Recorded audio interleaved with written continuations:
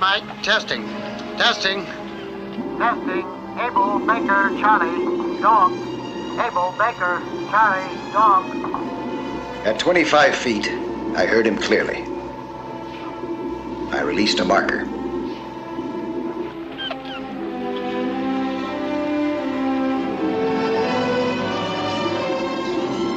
The gadget was lowered to 50 feet.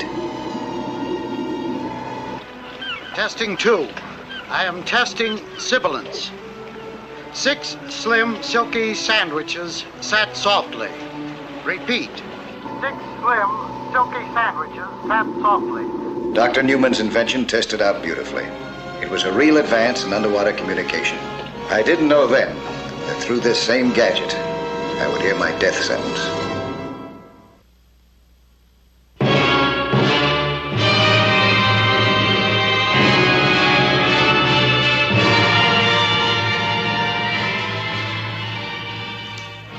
Nelson? Yeah. That's my name. Allow me to introduce myself. I'm Ramon Amador Fierro y Aguilar, Eagle Trading Company. You can call me Ray. Hi, Ray. I'll lay it on the table. I need a first-class diver who can do some training. You mean teach skin diving, huh? Exactly. I have 2 geologists, and I need them trained to dive. What we're after is underwater. Buried treasure? Do I look like a sucker? No, sir. This is real. My company holds a government concession for diamond mining and dredging along a certain river. We have reason to believe that along the river mouth there's a fabulously rich bed of gemstones. Very rich. Now, we'd want a contract for your services for at least 10 weeks, teaching 2 of my geologists to dive. We'll pay all your fees plus all expenses. And if all goes well, a nice bonus. Here's your advance. Now, how soon can you leave? Well, I'm free now. Tomorrow, then? Tomorrow. Wonderful. That's what I like. American get up and go. Hasta luego, señor. Hasta luego. I accepted the job on an impulse. 24 hours later, we took off for South America.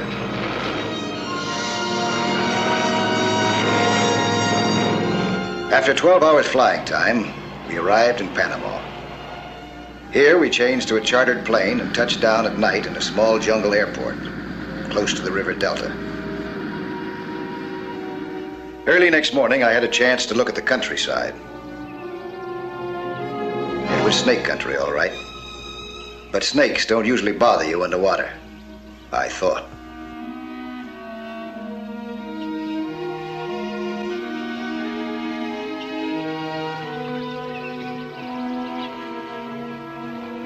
I sighted a giant alligator in the shallows. Then more snakes.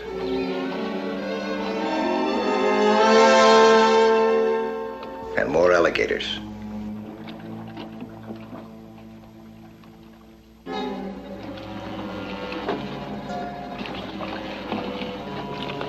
Soon we reached our base of operation, a native fishing boat anchored in the middle of the river.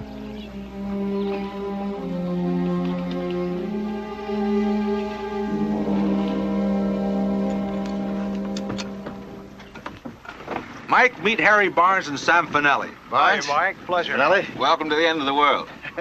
What do I do with this? Careful with that equipment, Sam. That's for your new job. Say, Mike, is this valve, is it constant? No, don't worry. No, it's compensating. It adjusts the water pressure down to 200 feet if you have to go down that far. 200 feet. And me nervous in a bathtub. Well, when do we start? Right now, Sam.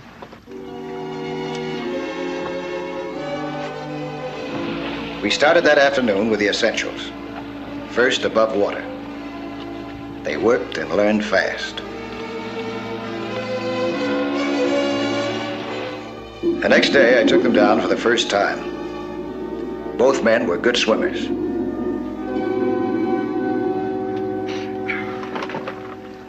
Still training. How much longer? As long as necessary. It's a whole new world down there.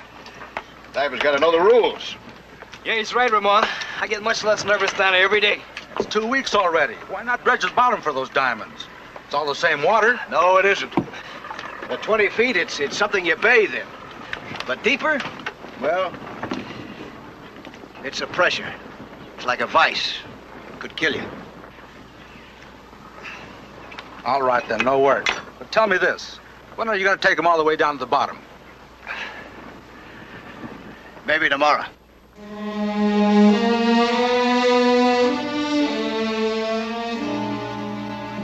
On our next dive, I took them down to deeper waters. The pressure wasn't bad, but the tides and current were another story. First the river going out, then the ocean surging in.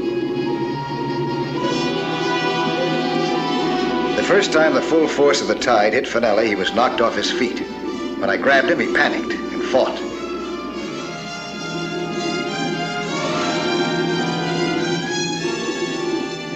It took some doing to get him up.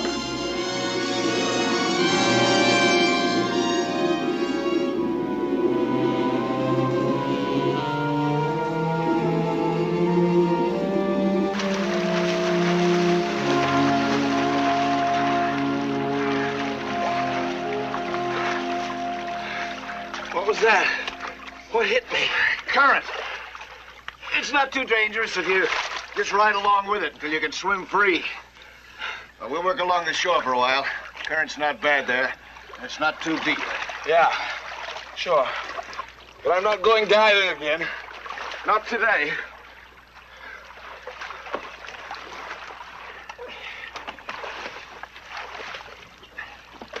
Oh, Aguilar, tell the crew to keep that air compressor going full time, huh? Comienza los motores y que siga la compresión toda la noche. Ándale, pronto. Now they were ready to begin actual mining operations. We were busy on the bottom when Barnes suddenly looked up and sighted a giant water snake slithering out of a cave. Snakes like to strike at moving targets.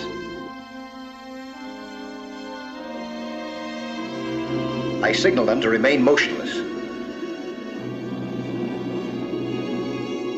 But my friends were too panicky to obey me. They surfaced as fast as they could. I followed them only because I was responsible for their safety. I was closest to the snake, so the anaconda picked me as his victim, and in 2 seconds flat, I was imprisoned in a murderous embrace. Luckily, a snake's grip underwater is not as powerful as on dry land. Otherwise, all my ribs would have been cracked. My wet diving suit was almost as slippery as the snake's skin. I twisted and turned and finally got out of his awful coils.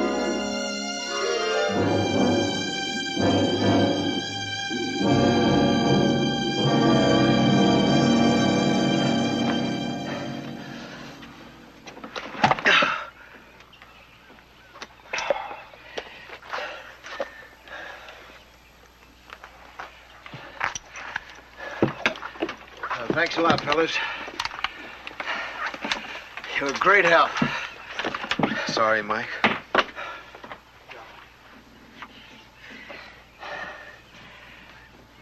The next time that you come face to face with an anaconda, freeze. Don't move. He'll strike at anything that moves. He was almost 30 feet long. I've never seen anything so huge. 20 feet anyway.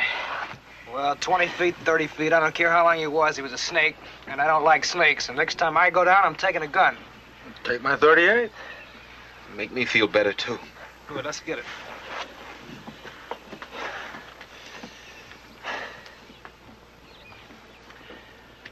Take an hour break, huh? I got some rigging that I gotta do anyway.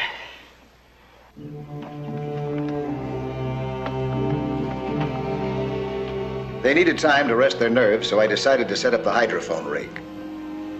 I had promised Dr. Newman to check his invention under actual field conditions. The others were too busy to pay attention to what I was doing. I rigged up the microphones and checked the connecting lines.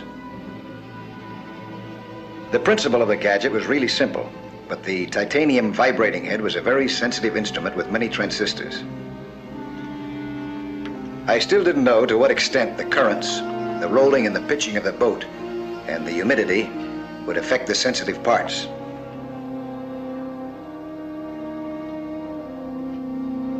The The hydrophone had to pass many more tests before it could be offered to the Navy.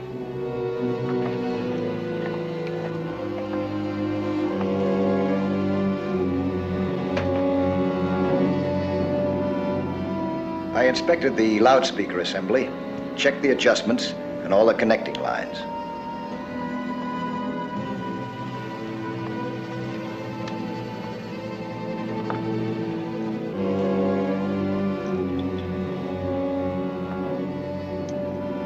I lowered it slowly to a depth of 15 feet.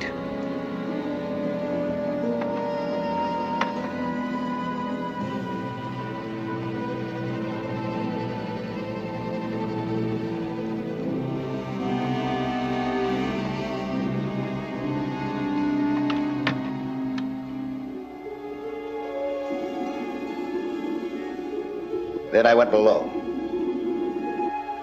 Turned on the power. How do you feel, Harry? I'm okay, Sam. Give me a hand when it's weight, though, will you? Let's go on here. And everything checked out all right.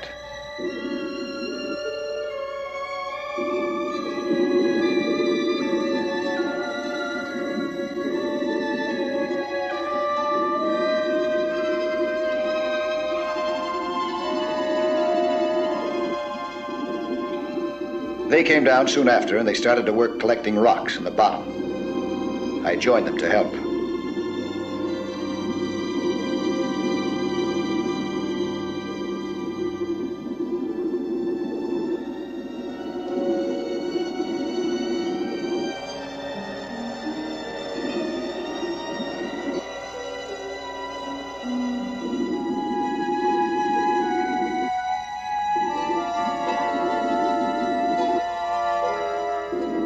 They acted like real experts. They knew which ones to pick and which ones to discard.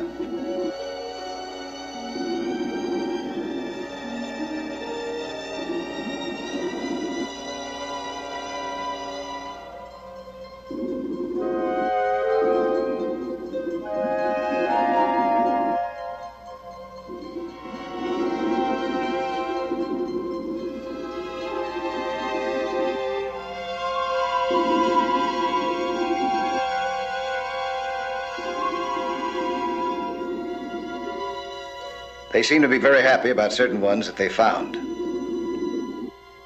We filled our sacks and surfaced.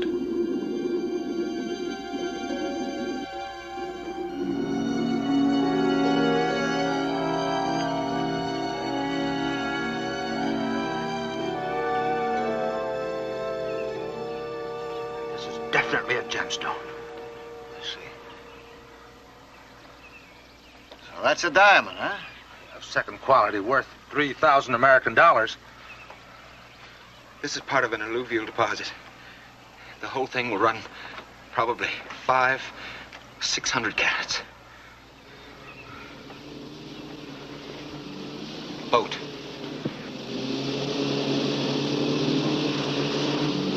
Quick, get down below. Hey, what's this all about? I'll explain later.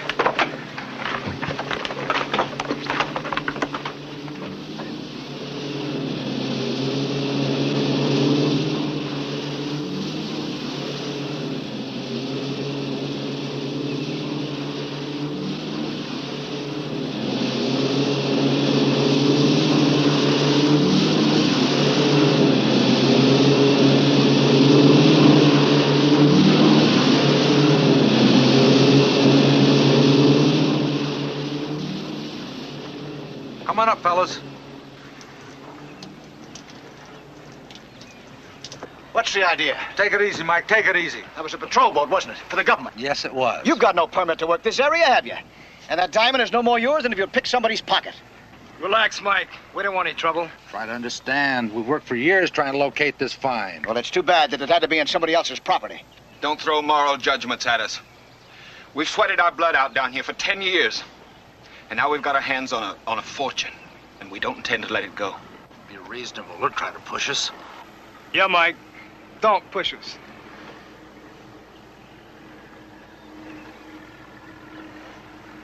Yeah, I guess it would be kind of silly of me not to string along with you fellas.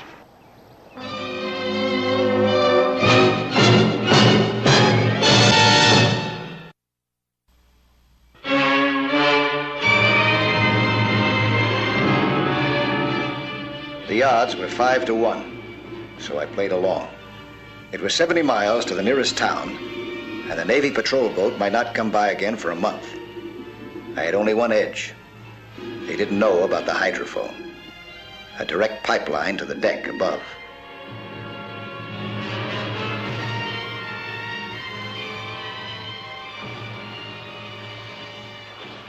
I'm glad Nelson was reasonable. We need him. We need him only for a few more days, until he teaches us what we need to know. What then? Well, there's only one thing to do. What do you mean? Look, this is a major find. We can't take any chances by trusting Nelson. Just what are you proposing to do? And there's no other way. We'll make it look like an accident. No, I don't want any part of anything like that. You don't have to do it. I will. Give me a couple of days, I'll figure out a way.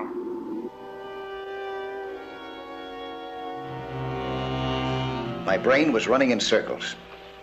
We were anchored off the end of nowhere, 70 miles to the nearest village. And they knew the jungle. I didn't.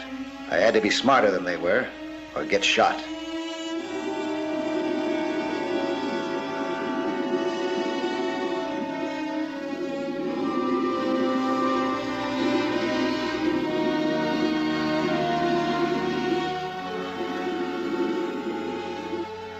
They acted as if nothing had happened, but I knew what was on their minds.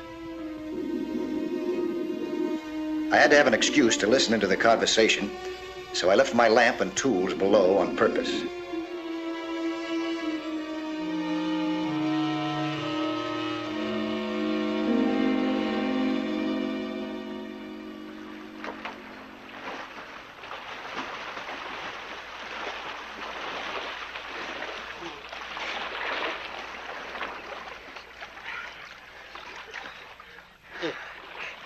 I'll get down and get those tools. Huh? Yeah, sure.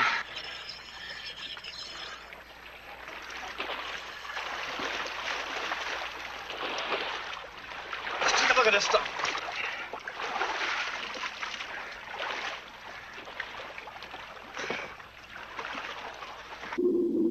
But instead, I switched on my hydrophone to learn more about their plans.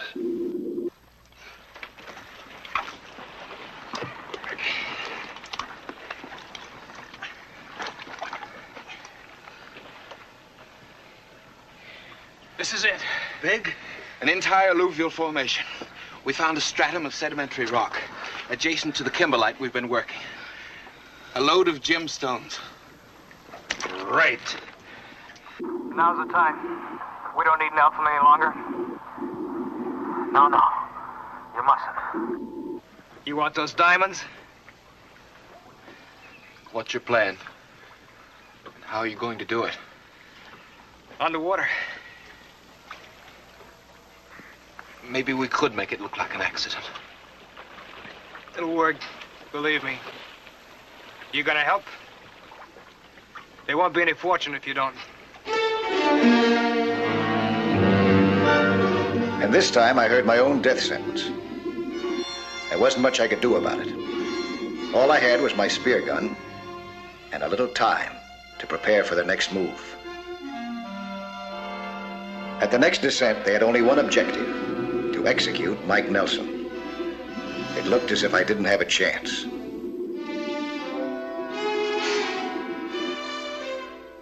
They didn't wait long. Barnes fired his gun at me point blank.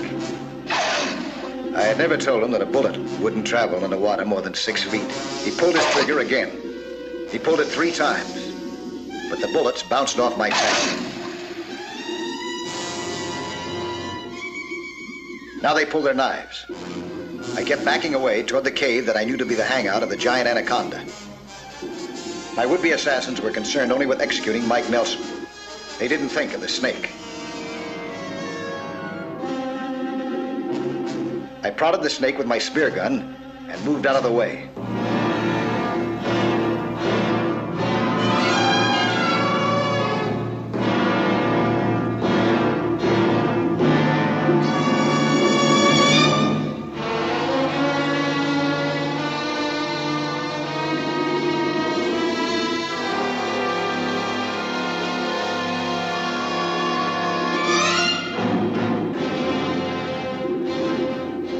snake struck out. He enveloped Finelli and Barnes in a deadly hug, while I was on my way to the boat.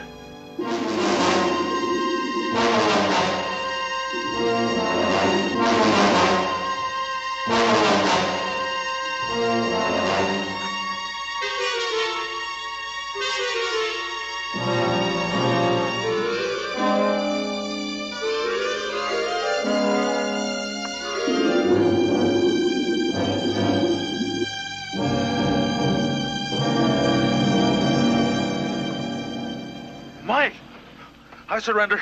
I give up. I'm your prisoner. Put your hands up. Rules of civilized warfare.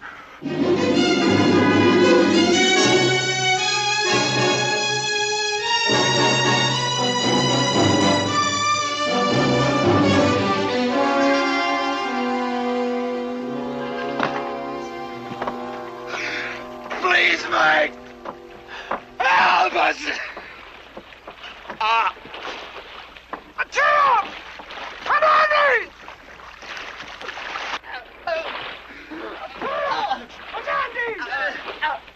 Go ahead. Help him. He's crushing my ribs. Tell your man to radio the patrol boat. Want to join him down there, too? No. No. Vaya, que venga la patrulla inmediatamente. Ahorita, vámonos.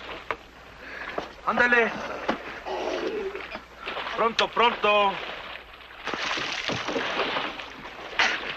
He's crushing my ribs.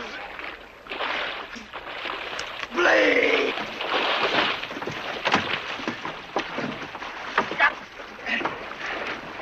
Ándale la patrulla inmediatamente en la boca del río. El barco Hilena, un accidente muy feo.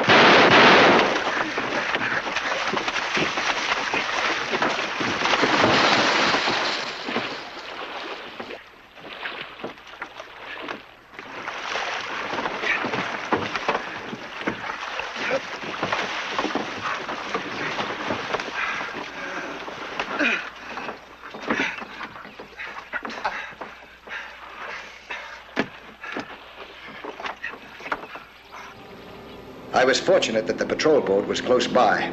Otherwise, 5 to 1 are bad odds in any man's game.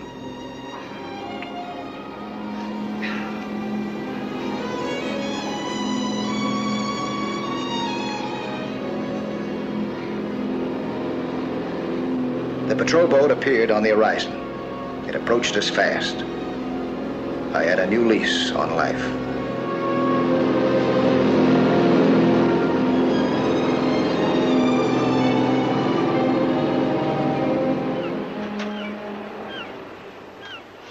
Welcome home, Mike. Well. Hi, Doctor. How are you, huh? Boy, I sure miss seeing you. I didn't expect you to be gone this long. It was a little longer than I'd planned. Well, it must have been interesting work to keep you away so long. It was that, all right. I was getting worried. About me? No, not you, man. The hydrophone. How did the tests work out? Did you get complete data on it? I gave it every test possible. Passed them all with flying colors. I can't thank you enough, Mike. You don't know the half of it. I'm the one that should thank you. I'll tell you all about it later. Here, let me show you the results.